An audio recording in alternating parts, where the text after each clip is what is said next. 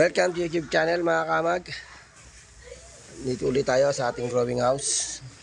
At ayan mga kamag, kita nyo yung ating mga bunga ng ating white oyster mushroom. Yung inaalagaan natin na rooting bags mga kamag. Yun o. Oh. Ayan mga kamag oh. Dami oh.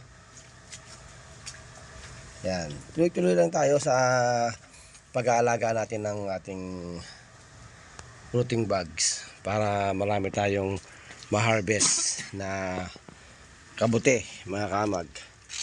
Good morning. Ayan. Meron dyan? Yun, meron din dito oh. Yung bunga yan mga kamag ay back to back yan. Ayan.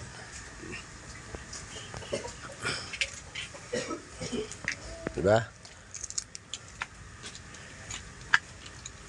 Dito meron din.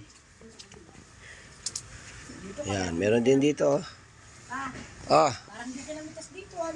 Shout out mga kamag for today's video. Sinilip natin yung ating growing house. At ito ay katatapos pa lang po natin mag-harvest. Ito yung mga natira mga kamag. Ayan. Para bukas na yan. Papalakihin pa natin yan. Yan. Siyempre, natapos na tayo mag-harvest. Kaya, nagdilig na tayo ng growing house. Binasa na natin yung flooring, buong paligid. Ayan. Para yung ating temperatura at yung moisture ay okay. Ngayon mga kamag ay medyo malakas ang hangin. Kaya, tabing-tabingan ninyo yung inyong mga growing house. Baka mamaya matuyo yung ating substrate dahil malakas po ang hangin mga kamag. Alright, let's go mga kamag. Punta tayo sa kabilang growing house.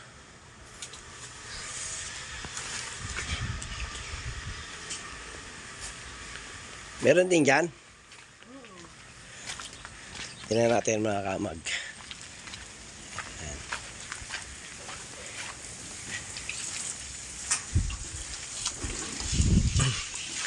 Shout out mga kamag. Ayan, ayan yung nagdidilig natin, yung anak ko na si Jamila. Jam. Oh, nga oh. Ayan oh.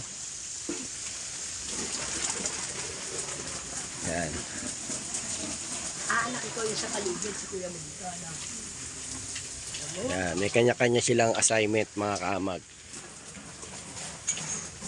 Ayan yung nag-aalaga.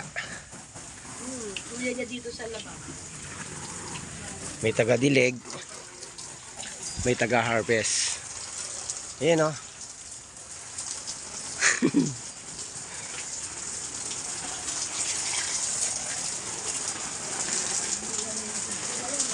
Ha? Ayan, yan. Yan mga kanyang kalaki mga kamag-harvest na yan. Dito hindi na nalalagyan ng tubig. Na-spray na nga daw niya, no. Kaya nagbubuo na. Dito, hindi umaabot ang hose dito. Hindi, binobombet ni Jam-Jam. Ayan mga kamag, ayan. Katatapos na rin mag-harvest dito mga kamag. Ganyan lang mga kamag yung ating tabing. Kung meron kayong mga kumot, mga tuwalya na hindi ginagamit, itabing nyo. Pakikinabangan natin yan dito sa ating growing house. Ayan. Huwag yung susunugin mga kamag. Kaya may mga pakinabang yan.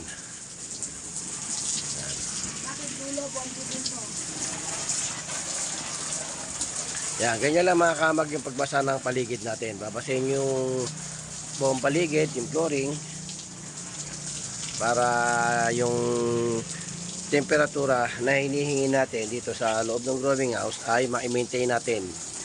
Gaya ng humidity, yan.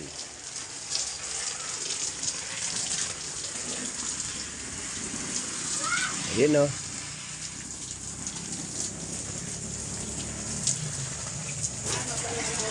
Alright mga kamag, for today's video, shout out sa mga kamag. Welcome to YouTube channel. Thank you for watching. And God bless you all.